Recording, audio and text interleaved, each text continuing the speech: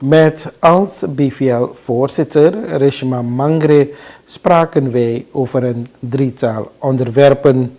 Zo vroegen wij aan Mangre wat zij als bondsvoorzitter vindt van de schoolresultaten van de verschillende onderwijstypes.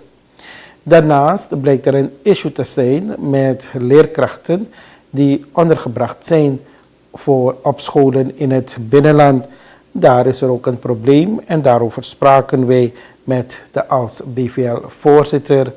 Ook spraken wij met haar over het IOL, welke thans heet het Academisch Lerarenopleiding.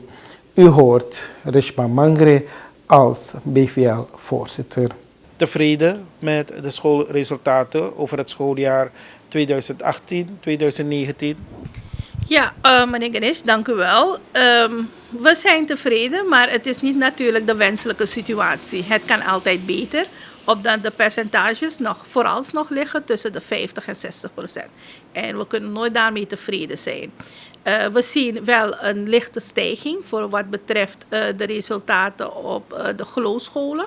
Dan hebben we een stijging van bij 7,2%. We zien op HAVO een percentage, een stijging van 8%, VWO 5%. Dus daar zijn we in ieder geval tevreden mee dat er een lichte stijging is. Maar het is nog niet de wenselijke situatie.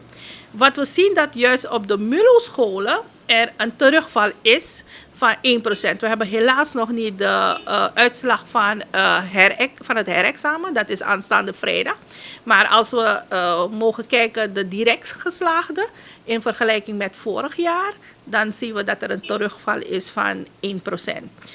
En ik ben dan verontwaardigd dat juist op de MULO-scholen, waar de leerprestaties, de resultaten een terugval vertonen van 1%, dat we nu geconfronteerd worden met een maatregel vanuit het ministerie, ik denk van BVOJ, dat leerkrachten nu boven de formatie zitten, omdat het bureau met een maatregel is gekomen dat de klassengrootte minimaal 25 leerlingen moet hebben. Waar wij juist zeggen als bond, dat willen we gaan richting verbetering van de kwaliteit van onderwijs, dat ideaal is 20 leerlingen in een klas. U begrijpt dat leerlingen verschillende niveaus en onderwijsbehoeften hebben.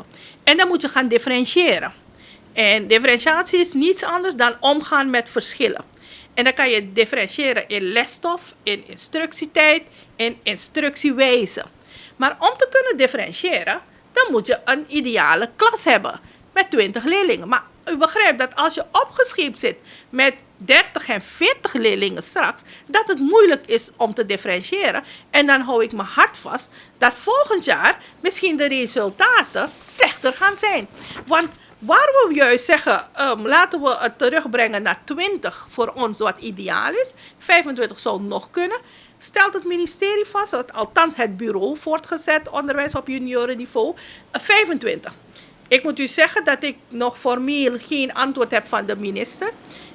Na mijn terugkomst uit Bangkok, uit Thailand, waar ik was gegaan voor een wereldcongres voor het onderwijs, heb ik contact opgenomen met de minister en de minister gevraagd dat wij zeker als bond bilateraal uitgenodigd willen worden, omdat we een aantal issues hebben die dringend om een oplossing vragen.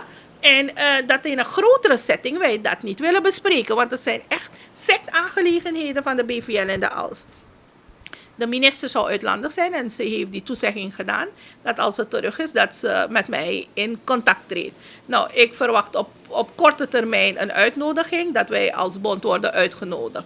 Dus u begrijpt dat de resultaten teleurstellend zijn, zeker voor MULO-scholen. Want kijk, dit is een overal beeld, de percentages, maar op bepaalde scholen heb je dat bijvoorbeeld van de 40 leerlingen, maar dan neem dat de Tata Colin school in Coroni, de enige MULO-school, dan hebben van de 40 leerlingen maar 11 leerlingen zijn direct geslaagd. Nou, dat is bedroevend. En 5 hebben herkansing. Dus als die 5 het ook hebben gehad, zijn er maar 15 geslaagd. Nog lang niet de helft. En dat zijn op een aantal scholen het beeld. Snap je? Overal als je kijkt is er een terugval van 1%. Maar bepaalde scholen is het resultaat echt bedroevend. Dus wat ik dan aan de minister graag wil vragen, van we kunnen elke keer blijven morren en zeggen het resultaat is bedroevend en is teleurstellend. Maar wat doen wij concreet eraan? Er moet een onderzoek komen. Laten we evalueren. Laten we de geconstateerde manco's kijken hoe we dat gaan verbeteren. En ik mis eigenlijk een plan van aanpak. Dus wat wij als bond aan het ministerie willen vragen, hoe ziet hun plan van aanpak uit? Want anders hebben we volgend jaar hetzelfde probleem. We blijven maar praten van het resultaat is niet wat het wezen moet. We willen gaan richting kwaliteitsverbetering. Maar wat wordt er concreet aan gedaan? Niks. We willen concreet weten, aan de hand van een onderzoek, hoe kunnen we gaan verbeteren? We zien ook dat in het binnenland bijvoorbeeld, zeker de districten Sipaliwini, Brokopondo, Marowijnen, dat de toetsresultaten van de grootscholen ook teleurstellend is. Daar zijn er percentages van 37 punt zoveel procent. En u begrijpt, dat is bij lange na nog niet eens de helft. Maar we kunnen een aantal dingen suggereren natuurlijk, maar het is mooi om dat te suggereren, maar laten we onderzoek doen. Laten we daadwerkelijk vaststellen waaraan het ligt dat de resultaten teleurstellend is. En als we dat in kaart hebben gebracht, moeten we daaraan kunnen verbeteren. Moeten we gaan kijken, brainstormen, hoe kunnen we dat aanpakken. Maar we zien jaar in jaar uit dat we horen dat in het achterland de resultaten teleurstellend zijn, bedroevend zijn. Maar wat wordt er concreet aan gedaan? Dus dat is een van de dingen wat ik de minister wil vragen. En zeker voor deze maatregel, want nu zijn er leerkrachten die boven de formatie zijn komen te zitten. Want u begrijpt, als die klassen van 25 naar meer gaan, minimaal is 25. Ik heb nu vanaf vorige week een heleboel leerkrachten die te horen hebben gekregen van hun directeur dat ze mogelijk niet meer op die school geplaatst gaan worden. Dus ze zitten in een stukje onzekerheid. Wat we vorig jaar hadden meegemaakt, is dat de leerkrachten zich moesten aanmelden op het bureau. Maar dat is geen optie, want leerkrachten willen lesgeven. We zijn eerder met een voorstel gekomen om die workload te verzachten voor de leerkrachten. Want wat we merken op de basisscholen en VOJ-scholen, dat leerkrachten het recht van pauze wordt ontnomen. In de pauze moeten ze gaan surveilleren, beurten houden, dingen verkopen, fundraisen voor de scholen. En dan ook nog invallen. Dus wij zijn met een voorstel gekomen, breng het aantal uren van 30 terug naar 28. Zodat die leerkrachten ook de tijd hebben straks om te differentiëren. En kinderen die wat extra aandacht nodig hebben, om die daadwerkelijk te geven. Maar die workload wordt steeds zwaarder. En nu nog met 25 en meer leerlingen in de klas. Ik vraag me af wat het resultaat dan volgend jaar gaat worden. Dus laten we doordachte beslissingen nemen. Maar laten we goed nadenken. Hoe kan dat uitpakken voor het volgend jaar? Want we willen een aantal dingen doorvoeren. Maar is het in het belang van ons onderwijs? Dus ik maak me zorgen. En vandaar dat ik zeg, ik heb die maatregel vooralsnog van de leraren begrepen. Ik wil van de minister weten. Is de minister op de hoogte van de maatregel van het bureau? En is dat in het belang van ons onderwijs? Dat is mijn concern. Maar als de klassen teruggebracht worden naar plusminus 25 leerlingen per klas, dat betekent dat we juist nog meerdere klassen zullen krijgen? Ja, meerdere klassen zouden krijgen. En dat is dan beter voor de verbetering van de kwaliteit van ons onderwijs. Want je weet, leerlingen hebben verschillende niveaus. En dan zou je moeten aanpassen. Dat is net die differentiatie. Je moet omgaan met die verschillen. Toch? En het doel van differentiatie is zo groot mogelijk leerrendement halen uit zo'n student of zo'n leerling. Nou, dan moet je die aandacht hebben. Want vooral als je gaat differentiëren in instructietijd of in lesmateriaal. Je hebt wat tragere studenten, wat slimmere studenten. En er zijn de aangepaste opgaven. Maar als je opgeschreven zit met 30 en 40 kinderen, dan begrijp je dat dat niet te doen is. En we begrijpen, mevrouw Mangre, dat er ook een issue is met de leerkrachten die van het binnenland. Heeft u rapportage daarvan gehad? Ja, u heeft de groep hier gezien, de leerkrachten die van het binnenland zijn gekomen. We hebben nog steeds geen antwoord van de minister, vandaar dat ik wil weten. De leerkrachten maken zich ook zorgen.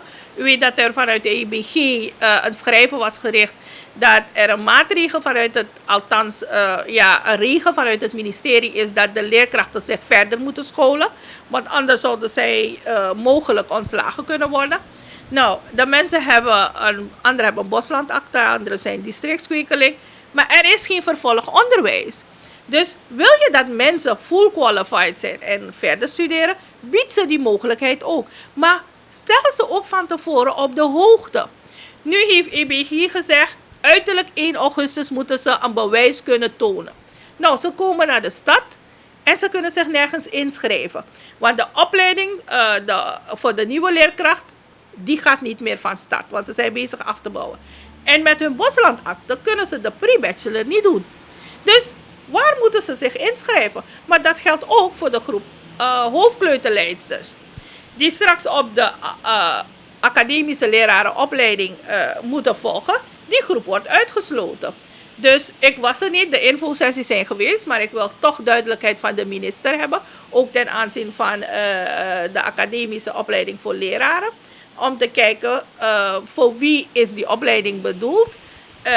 Worden er overwegend mensen voor de basisschool opgeleid? Wat gebeurt er voor mensen die op VOJ en VOS les gaan geven? Wat houdt die pre-master in? Wanneer gaat de pre-master van start?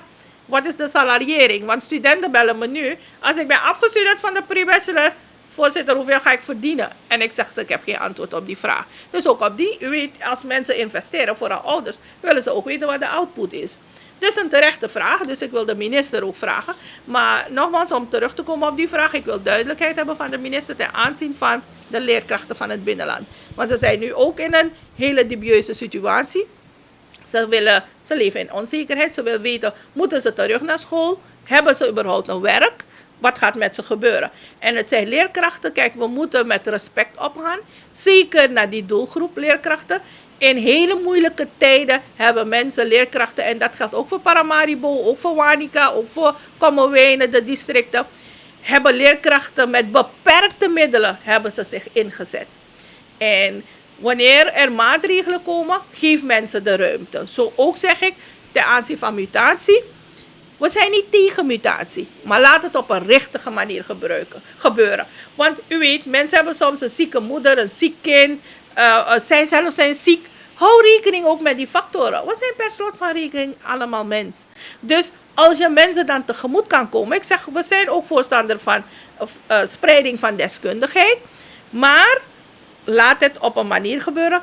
Bereid de persoon voor. Zodat de persoon weet, over 6 maanden word ik mogelijkerwijs van Wanica gemuteerd naar Paramaribo. Dan is het ook verteerbaar voor mensen. Maar als je ze nu oproept, oké, waar is er plaats, hoe ga je plaatsen? Dan is het natuurlijk dat je ze nu pas confronteert, waar is er plek? Maar van tevoren zou je die persoon moeten voorhouden van luister, je bent woonachtig in Wanica, maar ik denk dat er plek zal zijn in Paramaribo, we gaan je daar zetten. Probeer logistiek dingen in orde te maken. Maar behalve mensen die ziek zijn, je hebt ook kinderen die naar school gaan. Die kunnen ook niet verstoken worden van onderwijs, toch? Dus er moet logistiek een heleboel dingen in orde worden gemaakt voordat je mensen muteert. Dus laat mij nog een keer zeggen, we zijn niet tegen mutatie. Maar laat het op een correcte manier gebeuren. En in samenspraak met betrokkenen. Meld betrokkenen ruim van tevoren dat de persoon wordt gemuteerd. Ja. En u heeft het over leerkrachten. Mevrouw Mangre, die reeds al in het onderwijscircuit zitten. Maar hoe zit het? Want van het schooljaar zijn er weer nieuwe leerkrachten afgeleverd aan die gemeenschap. Weet u of zij wel aan de bak komen? Begrijp je? Dus dat is mijn concern. Als de mensen die nu al jaren in het onderwijs zitten, boven de formatie zitten, dan begrijp je dat we geen nieuwe leerkrachten kunnen aannemen. Dus allicht bestaat dan het idee dat mensen zeggen, we studeren, maar we kunnen geen baan vinden. En als je hebt geïnvesteerd, vooral met de moeilijke tijd en de crisis waarin we nu leven, hebben mensen geïnvesteerd en ze willen gaan werken. U ziet op mijn bureau zoveel sollicitatiebrieven. Leerkrachten die met hun hand in het haar zitten, mensen die al 3 jaar en 4 jaar solliciteren, maar niet aan de bak kunnen komen. Dus we moeten ook een marktonderzoek gaan doen. Waar is die behoefte? Dat we mensen specifiek gaan opleiden waar die behoefte bestaat. Want anders heb je dat jaar in jaar uit mensen met hun diploma thuis zitten. En wat is de aansluiting vanuit de nieuwe leerkracht naar de pre-bacheloropleiding? Want ik hoorde u daarnet zeggen, is het namelijk zo dat ze na de pre-bachelor les moeten geven op een geloofsschool. Want de nieuwe leerkracht, die wordt sowieso al ingezet voor de lagere scholen. U heeft helemaal gelijk, die vraag heb ik ook gesteld.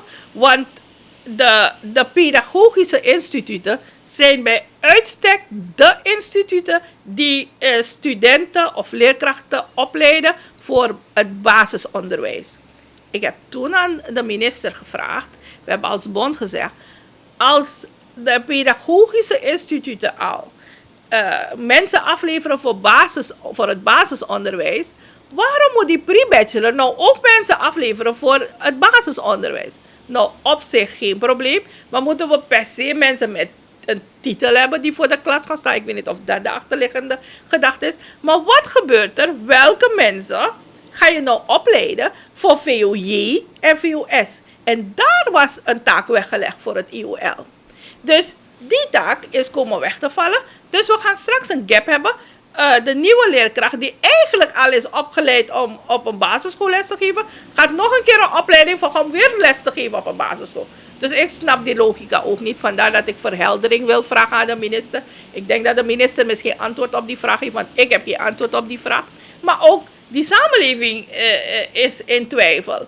Want studenten bellen me ook in verward om te zeggen, maar voorzitter, we zijn toch al leerkracht. Waarom moeten we nog een pre-bachelor gaan doen? Om weer leerkracht te worden? En ik zeg, schat, ik heb geen antwoord nog op die vraag. Laat mij afwachten op dat gesprek dat gepland is met de minister. En dan denk ik dat de minister, ik hoop en ik ga ervan uit, dat er verhelderende antwoorden zullen komen vanuit de minister. Roger Tempico is maandagmorgen in het academisch ziekenhuis Paramaribo overleden nadat hij de dag eerder betrokken was geweest bij een aanrijding. De 21-jarige bronfietser is ter hoogte van de Rooms-Katholieke begraafplaats aan de Schietbaanweg door een autobestuurder aangereden. Tempico is de 47ste verkeersdode voor dit jaar. Uit het onderzoek van de politie blijkt dat een 20-jarige autobestuurder op de rijhelft van de bronfietser was gekomen, waardoor de aanrijding plaatsvond. Toen de politie ter plekke arriveerde, troffen zij een zwaar gewonde Tempico aan. Hij werd overgebracht naar de spoedeisende hulp van het academisch ziekenhuis Paramaribo, waar hij op de intensive care afdeling werd opgenomen. De autobestuurder heeft geen rijbewijs en nam in beschonken toestand deel aan het verkeer. Hij blies 360 microgram alcohol per liter uitgeademde lucht. De standaard is 220 microgram. De autobestuurder is in verzekering gesteld.